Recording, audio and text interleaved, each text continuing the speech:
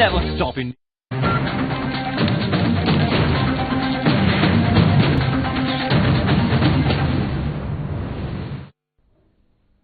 नमस्कार, साधना प्लस बिहार झारखंड देख रहे हैं आप। मैं हूं आपके साथ प्रगति चतुर्वेदी। खबरों की शुरुआत करेंगे, लेकिन उससे पहले एक नजर इस वक्त की हेडलाइंस पर।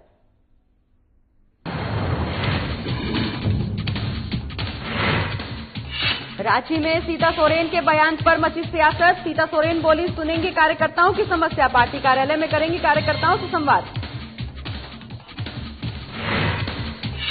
दिल्ली दौरे पर मुख्यमंत्री हेमंत सोरेन, राज्य के विकास को लेकर मुख्यमंत्री चिंतित, केंद्रीय मंत्रियों से कर रहे हैं मुलाकात।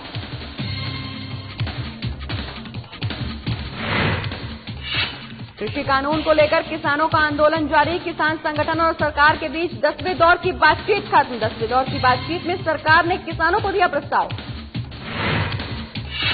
पटना में शिक्षक बहाली के खिलाफ अभ्यर्थियों का हल्ला बोल, प्रदर्शन में शामिल हुए आरजेडी नेता तेजस्वी यादव, सरकार से की बहाली की मांग।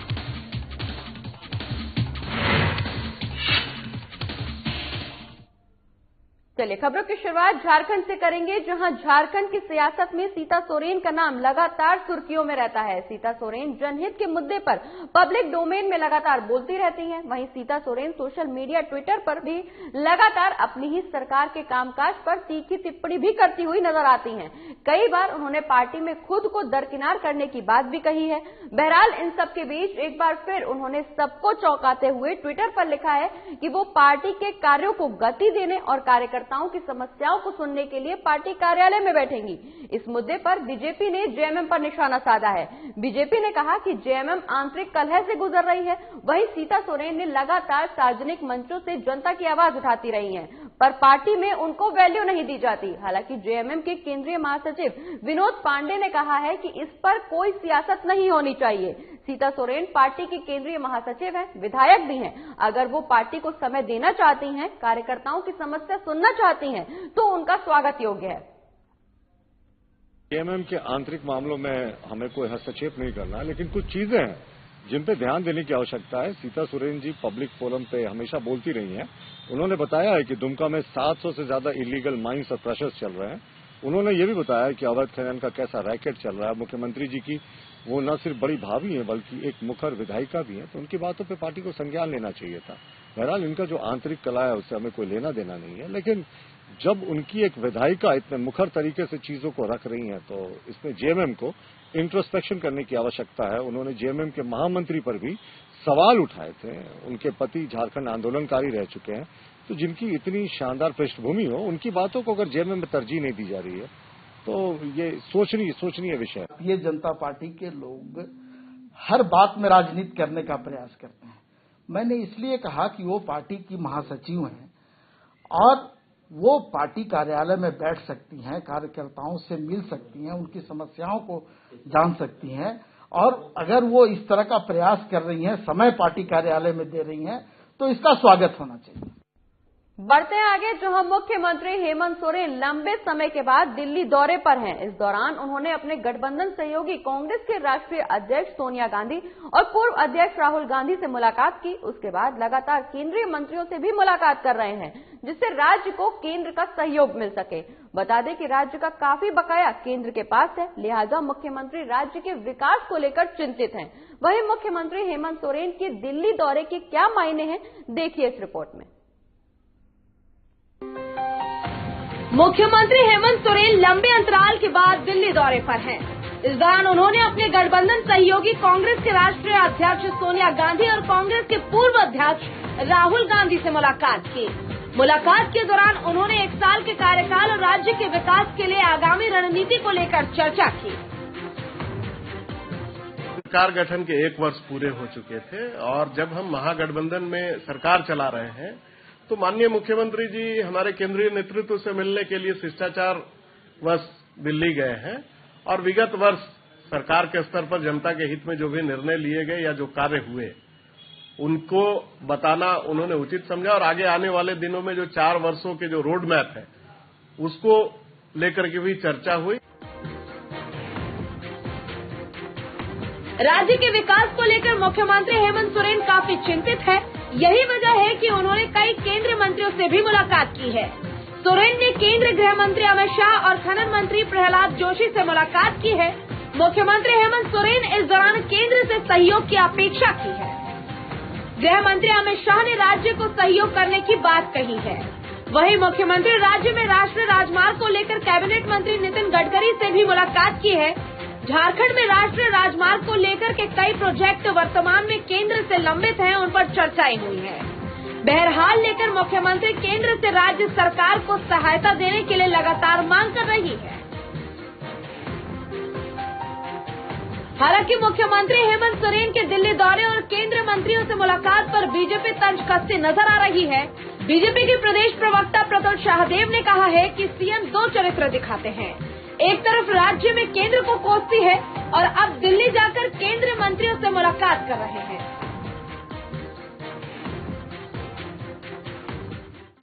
देखिए, हमें नहीं पता मुख्यमंत्री जी ड्यूअल पर्सनालिटी क्यों दिखाते हैं। ये राज्य के लिए उचित नहीं है।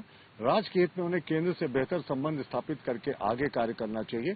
यहाँ वो जमकर केंद्र को कोसते हैं और वहां जाके इन्हीं केंद्रीय मंत्रियों से मिलते हैं और दिल्ली दरबार की इन्होंने हाजिरी लगाई। तो पिछले वर्ष भी जब इनको कैबिनेट एक्सपैंड करना था तो इन्होंने 7 बार दिल्ली दरबार की हाजिरी लगाई थी जनवरी महीने में। इस बार भी शायद बोर्ड निगम के बंटवारे की बात हो रही है, तो वो दिल्ली दरबार में सोनिया राहुल के यहाँ हो आए। लेकिन हमारा ये कहना है कि अगर उन्हें केंद्र से ज्यादा मदद लेनी है, झारखंड को ज्यादा से ज्यादा तरक्की अगर के रास्ते पे ले जाना है, तो उन्हें बेहतर समन्वय स्थापित करना चाहिए। हर बात के लिए केंद्र को कोसना नहीं चाहिए।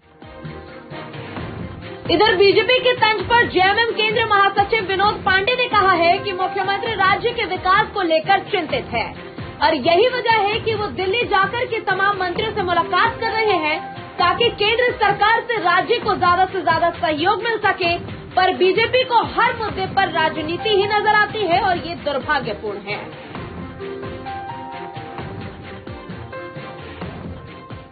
के इस राज्य की समस्याओं को लेकर के, इस राज्य के विकास को लेकर के काफी चिंतित है और गंभीर भी है। ये गंभीरता उनकी आपको इस राज्य में भी दिखती है और राज्य से बाहर जब वो गए हैं दिल्ली, तो वहां भी ये गंभीरता आपको दिख रही होगी। वो लगातार, चाहे वो केंद्रीय गृह मंत्री हो, चाहे कोयला मंत्री हो या अन्य जो मंत्री हैं, सभी मंत्रियों से वो मिलने का प्रयास कर रहे हैं, मिल भी रहे हैं और राज्य की समस्याओं से उनको अवगत भी करा रहे हैं और राज्य को सहयोग करने की वो अपील भी कर रहे हैं। वो सराहनीय है। लेकिन भारतीय जनता पार्टी के लोगों को ये बात समझ में नहीं आती है। उनको हर बात में राजनीति करने का जो अवसर मिलता है या वो अवसर ढूंढते हैं। कांग्रेस प्रवक्ता राकेश सिन्हा ने भी मुख्यमंत्री की पहल की तारीफ की है।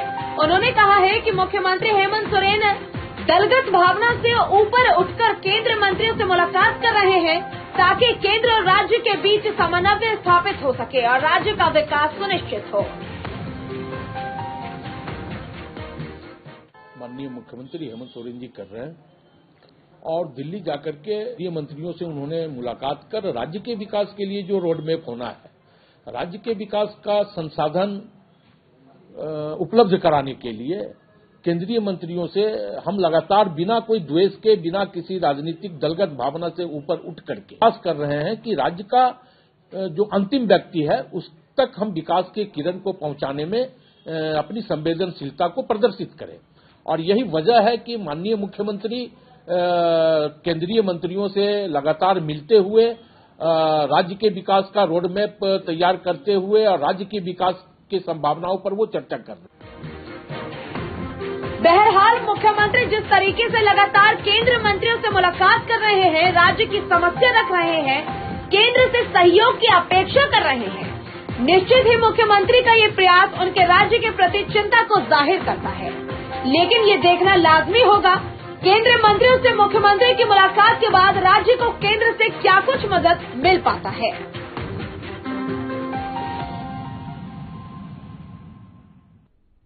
चलिए बढ़ते हैं आगे और अब बात तमाड़ की करेंगे, जहां विधायक विकास मुंडा ने आज घोर नक्सल और सुदूर क्षेत्र बगई तमराना पर पाकसाडीह गांव में लगभग 20 किलोमीटर पक्की सड़क और पांदला पुल का शिलान्यास किया। इसमें जारगो में पीसीसी सड़क भी शामिल है। वहीं शिलान्यास समारोह में विधायक विकास मुंडा ने जगह जगह बैठकर लोगों से समस्याओं की जानकारी ली और उसका निराकरण करने का आश्वासन भी दिया। इससे पहले विधायक को जगह जगह ढोल नगाड़े के साथ पारंपरिक रूप से स्वागत भी किया गया, जहां विधायक ने कहा कि सरकार का लक्ष्य है कि कोई भी ऐसा गांव न छूटे जहां तक सड़क न पहुंच पाए। ये सभी सड़कें इतनी महत्वपूर्ण थी कि गांव तक एम्बुलेंस भी जाना नामुमकिन था।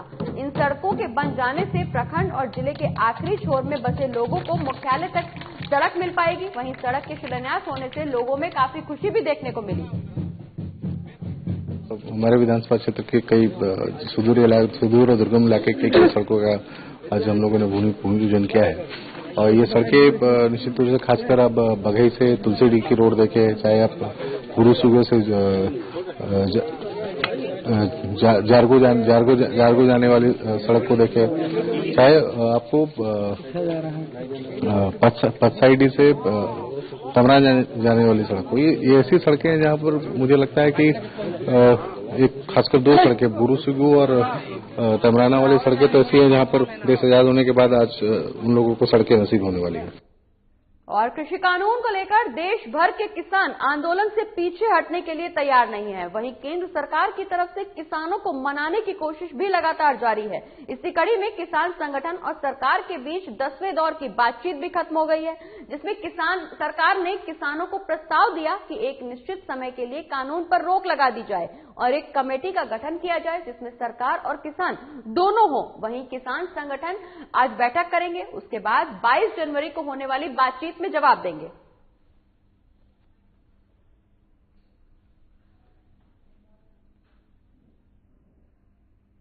बढ़ते आगे, जहां शिक्षक बहाली में देरी के खिलाफ राज्य भर के अभ्यर्थी आंदोलन पर हैं। उन्होंने पटना के गर्दनीबाग में धरना देना शुरू किया था, लेकिन मंगलवार की शाम पुलिस ने उन्हें खदेड़कर वहां से भगा दिया। आज अभ्यर्थी फिर से गर्दनीबाग धरना स्थल पर पहुंचे तो एक बार फिर पुलिस ने उन्हें खदेड़कर भगा दिया। पुलिस से बचकर भागे सैकड़ों शिक्षक अभ्यर्थी पटना के इको पार्क पहुंचे। इसके बाद उन्होंने अपने साथ हुए वाकये की खबर नेता प्रतिपक्ष तेजस्वी यादव को सुनाई। वहीं शिक्षक अभ्यर्थियों के इको पार्क में पहुंचने की खबर मिलने के बाद तेजस्वी यादव भी वहां पहुंचे। उन्होंने आंदोलनकारियों को संबोधित करना शुरू कर दिया। तेजस्वी ने राज्य सरकार पर तानाशाही का आरोप लगाते हुए कहा कि लोकतंत्र में शांतिपूर्ण प्रदर्शन का अधिकार मिला है, लेकिन नीतीश सरकार लाठी गोली चलवा रही है। तेजस्वी ने यह भी कहा कि शिक्षक अभ्यर्थियों और नियोजित शिक्षकों को इसका दंड दिया जा रहा है कि उन लोगों ने आरजेडी को वोट दिया था। शिक्षक अभ्यर्थियों के बीच से ही तेजस्वी यादव ने सूबे के मुख्य सचिव दीपक कुमार को फोन लगाया। लाउड स्पीकर ऑन था और तेजस्वी मुख्य सचिव से बात कर रहे थे। वहीं तेजस्वी ने कहा कि लोकतांत्रिक तरह से प्रदर्शन करना किसी का भी अधिकार है, लेकिन शिक्षक अभ्यर्थियों पर लाठी गोली चलाई जा रही है। नेता प्रतिपक्ष ने मुख्य सचिव को कहा, या तो आंदोलनकारियों को शांतिपूर्ण तरह से धरना देने की इजाजत दी जाए, वरना वो भी इको पार्क पर धरने में बैठ जाएंगे।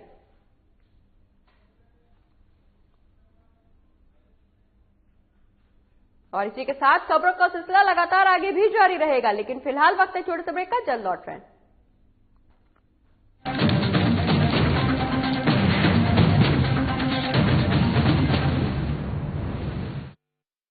मैं हेमंत सोरेन सत्य निष्ठा से प्रतिज्ञान करता हूं कि मैं विधि द्वारा स्थापित भारत के संविधान के प्रति सच्ची श्रद्धा और निष्ठा रखूंगा।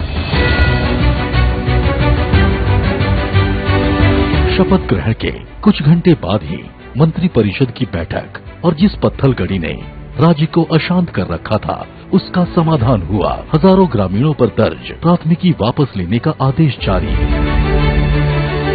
महिलाओं के खिलाफ हुए अपराध की त्वरित सुनवाई के लिए 22 फास्ट ट्रैक कोर्ट के गठन को मंजूरी। गरीबों के असाध्य रोगों के बेहतर इलाज हेतु 5 लाख तक की सरकारी मदद को अमली जामा पहनाया गया। जरूरतमंदों को भोजन उपलब्ध कराने के लिए 6,595 मुख्यमंत्री दीदी किचन, मुख्यमंत्री विशेष किचन, 1300 दाल भात केंद्र, राज्य भर के अस्पतालों में isolation ward, Covid ward, oxygen युक्त बेड, आईसीयू, वेंटिलेटर और संक्रमण के जांच की व्यवस्था हुई। अब जरूरत थी प्रवासी श्रमिकों को वापस लाने की। देश में सबसे पहले यहीं से पहल हुई और 484 श्रमिक एयरलिफ्ट 8.50 लाख श्रमिक भाइयों को श्रमिक स्पेशल ट्रेन से वापस लाया गया। 25 करोड़ मानव दिवस का सृजन एवं 20,000 करोड़ पारिश्रमिक देने के लक्ष्य के साथ योजना लागू की गई। श्रमिकों की मेहनत को सम्मान प्राप्ति के लिए बीआरओ से एमओयू हुआ और देश की सीमा पर सड़क निर्माण में संलग्न हुए। झारखंड की भावना को प्रतिबिंबित करने वाले राज्य के नए प्रतीक चिन्ह का अनावरण हुआ। महिला सशक्तिकरण की दिशा में फूलो झानो आशीर्वाद योजना के जरिए शराब हड़िया के निर्माण और बिक्री में शामिल महिलाएं अपने जीवन में बदलाव की प्रेरक कहानियां कर रही हैं। 26,000 सखी मंडल की बहनों को बैंक लिंकेज के माध्यम से 370 करोड़ एवं 111 कुशल नर्स को देश के बड़े अस्पतालों में नियुक्त किया गया। इस कड़ी को और सशक्त करते हुए 22 युवतियों को कपड़ा उद्योग में नौकरी दी गई। खेल के क्षेत्र में विश्व भर में परचम लहराने वाले झारखंड को 20 साल बाद 24 जिला खेल पदाधिकारी मिले, उनकी नियुक्ति सुनिश्चित हुई। इस तरह झारखंड अपने सीमित संसाधनों के साथ विकास के सभी सोपान तय कर रहा है ताकि राज्य की समृद्धि एवं समावेशी विकास की परिकल्पना को साकार किया जा सके।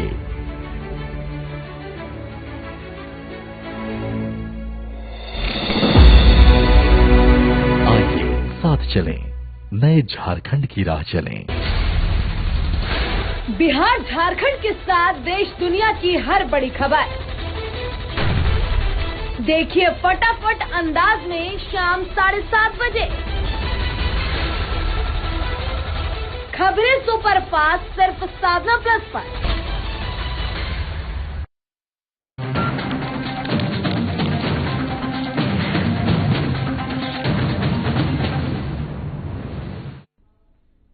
और ब्रेक के बाद एक बार फिर से स्वागत है आपका। खबरों में आगे बढ़ते हैं, जहां सड़क किनारे ठेले पर दुकान लगाने वालों के लिए प्रधानमंत्री स्वनिधि योजना शुरू की गई है।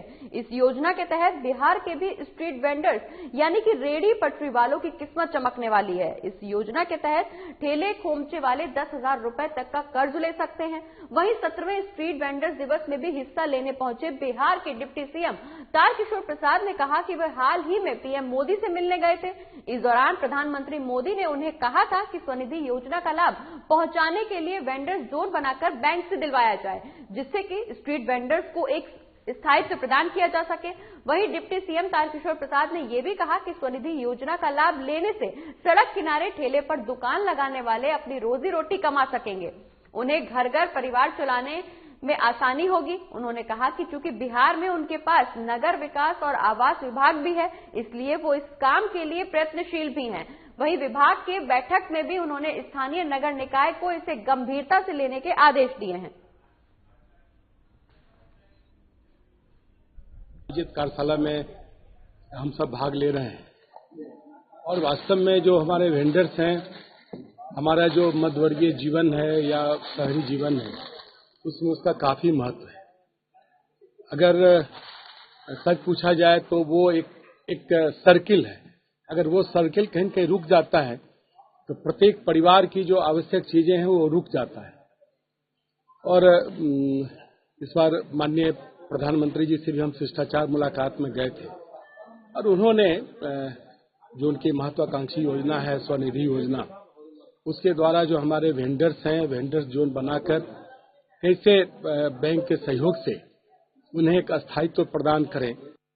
बिहार के डिप्टी सीएम तारकिशोर प्रसाद ने तेजस्वी यादव पर निशाना साधा है। तारकिशोर प्रसाद ने कहा कि सत्ता से बाहर रहने की वजह से तेजस्वी का कई कारोबार बंद हो गए हैं। वे अब सत्ता में वापसी को लेकर बेचैन हो रहे हैं, इसीलिए वो कुछ भी सरकार के खिलाफ बोल रहे हैं, लेकिन जनता सब कुछ जान रही है। तारकिशोर प्रसाद ने यह भी कहा कि जनता ने एनडीए सरकार को 5 साल का जनादेश दिया है। ऐसे में तेजस्वी यादव को बिहार के विकास के लिए सरकार का सहयोग करना चाहिए, लेकिन तेजस्वी का जलबिन मछली वाला हाल हो गया है। वो अभी भी एग्जिट पोल के नतीजों से बाहर नहीं निकल पा रहे। वो सत्ता के लिए लालायित हैं। वहीं यही वजह है कि एनडीए सरकार के खिलाफ बयान देते फिरते हैं, फिर दिल्ली निकल जाते हैं। की जरूरत नहीं है।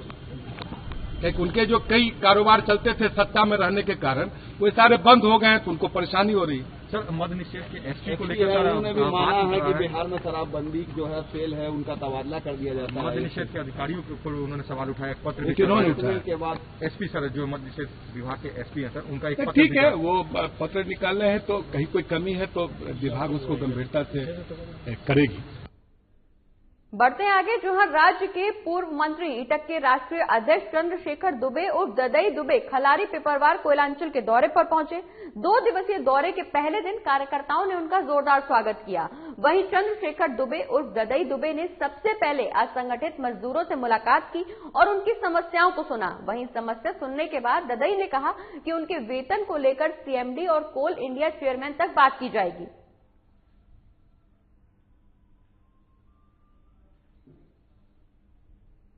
1000 लौट ले लेता है, उसको मिलता है 7000। अब आप खुद सोचिए कि 10,000 में 3,000 रुपया उसका घर में चला जाता है ठेकेदार का और 7,000 रुपया मजदूरों को मिलता है, उससे क्या होने वाला है? इनका जो स्थिति है मजदूरों का, जीवन में कभी सुधार नहीं आएगा, समझे? कई तरह के जो समस्या है इन लोगों पर। मैं जीएम से बात यहां कर रहा हूं, अगर जीएम हमारी बातों को सुनकर निदान कर देते हैं तो ठीक है, और नहीं तो मैं सीएमडी से मिलकर के सारा बात करूंगा। तो खलारी के पिपरवार दौरे पर पहुंचे हैं राज्य के पूर्व मंत्री और ईटक के राष्ट्रीय अध्यक्ष चंद्रशेखर दुबे। आपको बता दें कि इस दौरान कार्यकर्ताओं ने उनका जोरदार स्वागत किया। वहीं चंद्रशेखर दुबे सबसे पहले असंगठित मजदूरों के पास पहुंचे, जहां उन्होंने मजदूरों के बीच बैठकर उनकी समस्याओं के बारे में जाना। इस दौरान ददई दुबे ने मजदूरों को उनकी समस्याओं का जल्द से जल्द निस्तारण करने का आश्वासन भी दिया। तो तस्वीरों में आप साफ देख सकते हैं, जहां कार्यकर्ताओं ने ददई दुबे का फूल माला पहनाकर स्वागत किया। 2 दिवसीय दौरे पर थे खलारी के ददई दुबे। आपको बता दें कि इस दौरान वो लोगों के बीच पहुंचे, जहां उनकी समस्याओं के बारे में जानकारी ली। वहीं उन्होंने जनता को आश्वासन भी दिया कि जल्द से जल्द उनकी समस्याओं का निस्तारण किया जाएगा। और अब बात बांका की करेंगे, जहां एक बार फिर गोलीबारी की वारदात सामने आई है। यहां अमरपुर थाना क्षेत्र के मैदुआ बछानी में गांव में आपसी विवाद हो गया, जिसमें एक शख्स को गोली मारकर घायल कर दिया गया। तो वहीं घटना के बाद इलाके में हड़कंप मच गया। बता दें कि घायल शख्स का नाम पवन बताया जा रहा है, जिसका रेफरल अस्पताल में इलाज चल रहा है। फिलहाल पुलिस मामले की तफ्तीश में जुटी हुई है।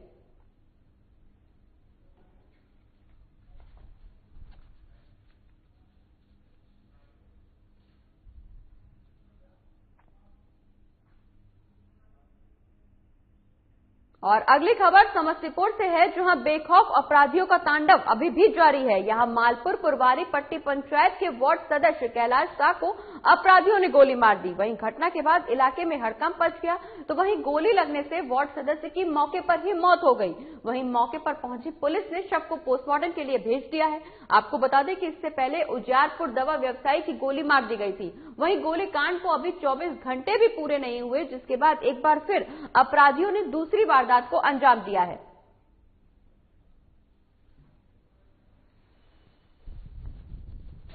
सोचे कि खाना खा करके जा रहे हैं, वहीं आराम करेंगे। यही क्रम में जो है सो वहां पर के आस पड़ोस के लोग जो है आवाज सुनाई दिया गोली का, तो वहां से दौड़ करके आए, देखे यहाँ की जो ये अवस्था में पड़े हुए हैं, आवाज सुनाई दिया गोली का, तो वहां से देखे, फिर वहां से भागते हुए घर में से दिए, तो हम लोग दौड़ करके जाकर के देख रहे हैं। तो कौन थे? आतंक चक्की चलाते थे? हाँ। कहाँ धरना है?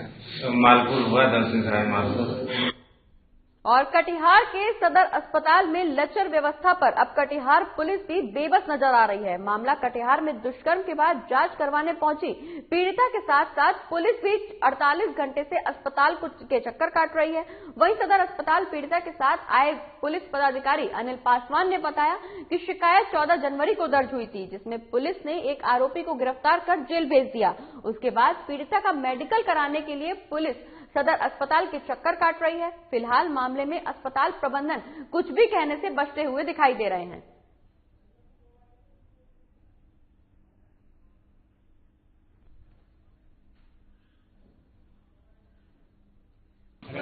कल रात में ये आया था 6:30 बजे, जब आउटडोर समाप्त हो गया था तब। लेकिन जिनका नाइट ड्यूटी में था वो छुट्टी में है, नहीं आ सकी। तो जो जीओसी थे उनको कॉल किया गया, जीओसी जब तक आई तब तक ये लोग यहाँ से चले गए थे। ठंड बहुत अधिक थी, बोले कि रुके नहीं। सुबह जब आए अरेंज कर दिए, तो ये लोग 11 बजे हम अरेंज कर दिए थे कि डॉक्टर रश्मि भी इसका काम करेंगी, और मेट्रोन को बता दिए थे कि केस को रख करके करवा दीजिएगा। और बीच में हम अपने काम में व्यस्त हो गए। करीब 3:30 बजे हमको फोन आया कि इनका अब तक नहीं हुआ। मामला यही था कि कल से आए हुए हम लोग का बात नहीं सुन रहा था। कहाँ आए हुए थे? यहाँ हॉस्पिटल। कौन सा हॉस्पिटल? सदर हॉस्पिटल। सदर अस्पताल कटिहार आए हुए? जी। क्यों आए हुए थे? वो लेके आए थे पेशेंट को, तो नहीं सुन रहा था, तो हम अंकल जी को फोन किया। अंकल जी बोला कि हम भेजते हैं आदमी को। जैसा पता चला है कि रेप का मामला है। जी, रेप का मामला।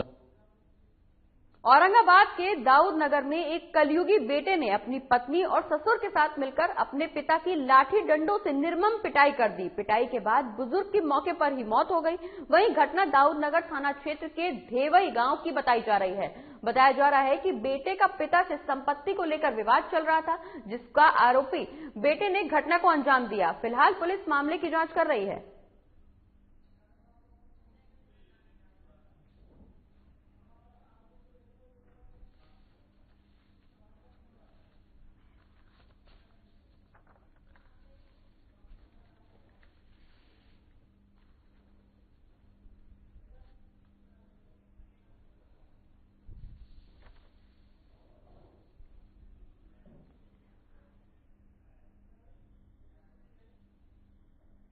चलिए बढ़ते हैं आगे और अब बात गोड्डा की करेंगे, जहां सांसद के फर्जी डॉक्यूमेंट का मामला सामने आया है। आपको बता दें कि सांसद निशिकांत का फर्जी एमबीए सर्टिफिकेट का यह पूरा मामला, जहां गोड्डा सांसद डॉक्टर निशिकांत दुबे के एमबीए के सर्टिफिकेट को फर्जी दायर प्राथमिकी को रद्द करने के मामले में हाईकोर्ट में सुनवाई हुई।